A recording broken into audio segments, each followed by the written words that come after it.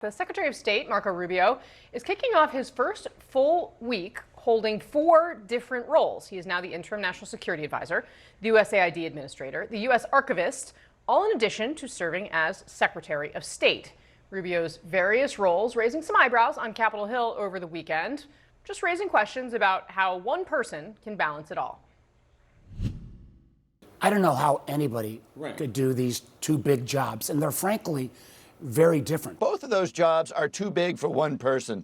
To have both of those jobs, including a bunch of other jobs on the shoulders of Marco Rubio, these are people who actually need sleep if we're going to stay out of wars and stuff. So, I'm a little worried about the, no national security advisor idea.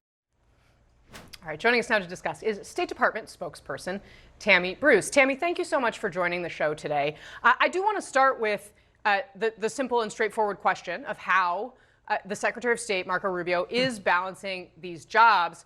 What is he delegating, considering his workload is now at least twice what it was? Well, what I can tell you is that I can't get into the details of the choices the Secretary makes on a moment-by-moment basis, but clearly the President and the Secretary have a very good relationship. They know each other. The Secretary's been there quite often, multiple times a week. And I can also tell you, having joined him on January 20th, is that this is a man who is committed to his work, who has got boundless energy, who enjoys his work. He has been very excited about the trust that the president has placed in him in general. And he's also not someone who's going to do something that if he thinks he can't do it. I don't think there's much that he thinks he can't do. But these are men and women who understand what is happening and what the weight of the world on their shoulders, which they have readily accepted, and they're ready for it. So the president believes in him. The secretary understands what's expected. And he is certainly looking forward to it. In the meantime, of course, the State Department has an extraordinary slate of leaders here, and we certainly are not going to be moved off our mission, which continues to be managed and overseen by the Secretary, to say the least. And the 2 jobs, in many ways, do overlap in the sense of foreign policy, national security, and the president's interests and vision. So we don't see a conflict there at all, of course.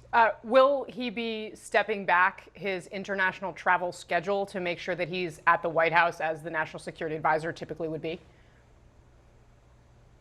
Well, I can't, again, speculate on the nature of the choices he's going to make, but I can tell you that I've been on a number of the trips with the Secretary and certainly have seen the then NSA leader, Mike Waltz, present as well. So I think that these are really, as I think we've seen with President Trump and certainly with Secretary Rubio, these are jobs that become enacted through the vision of the person holding them. And they're going to make decisions that are best for the United States and our national security. That's what the president does, and that's certainly what Secretary Rubio has been doing and will continue to do. Does holding both of these jobs give Steve Witkoff, who's been the president's envoy in many international situations, a wider opening to take on more of the responsibilities that would be traditionally executed by the Secretary of State? You know, what's fascinating about watching President Trump work, what he has demanded of others with him, and certainly even in foreign policy ideas like how we handle the Gaza situation, is the president handles these situations in a new way. He has a new vision. He knows that in order for the world to work properly and for this government to actually be sustainable, we have to look at things with a new vision and new ideas. And that includes the nature of our special envoys. These are men and women who have their own sensibility about what's possible. The president knows them well, knows what they can contribute, and he has not been wrong. Up until this point, of course, we've seen with the first term and now this term that same passion drives the president. And it is part of how Secretary Rubio views his work as well. So we are seeing definitely a unique point of view when it comes to how to make these jobs work. But the American people like what they're seeing, and we're going to continue on that path. Does the Secretary of State trust Steve Witkoff unconditionally? Well, I can't speculate on the nature of his immediate personal feelings, but what I can tell you from what I've seen and from his comments, from the meetings I've been in, there is an excellent relationship, even a friendship. in order to make these jobs work and this foreign policy work, which you've seen as a hallmark of these first 110 days or so, are a group of people who trust each other, who agree and understand the president's vision, who understand that he is a genius at choosing and recognizing who can make that difference. And he has not been wrong with certainly Ambassador Witkoff, certainly not with Secretary Rubio. And so when it comes to the nature of personal relationships, so there's no daylight between them, between Witkoff and Rubio. Yeah, not that I've seen, and I've been on certainly most of the trips. Certainly, have been in the meetings. I've of course met all of these individuals. I can tell you that there is a camaraderie and a passion and an excitement about being able to make a difference for the people of this country, but also for the people of the world.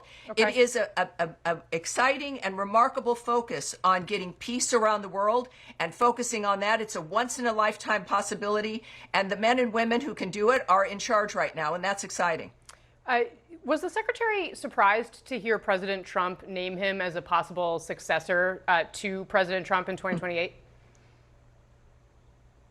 I can't speak to that when it comes to the nature of his own feelings. I do know that, of course, the secretary is completely focused. As you might imagine, you report on this every day. The nature of what's happening in the world.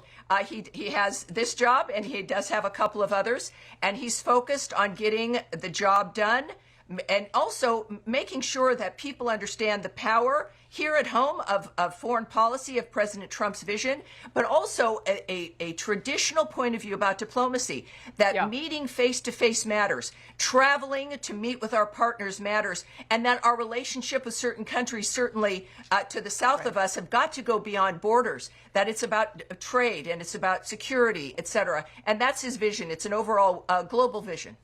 Speaking of countries to the south of us, does the secretary believe that immigrants who are deported to these other countries are entitled to due process under the Constitution? Well, there's always, of course, due process. These are individuals who have either violated our laws or their visas have been removed. The president and they seemed have to to be question removed from the country. Well, let me speak again about the nature of the State Department and the process that's happening here.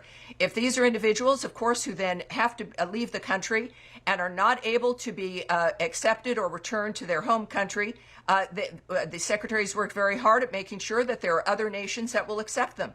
And all through this process, to the El Salvadorian you have president individuals who've gotten into the country with visas, or in a fashion that is through the process, and the dynamic of making a decision if they can stay in the country also involves due process. So I think the nature of how we're proceeding as a department has spoken for itself. Okay, has Marco Rubio spoken recently with Nayib Bukele, the president of El Salvador?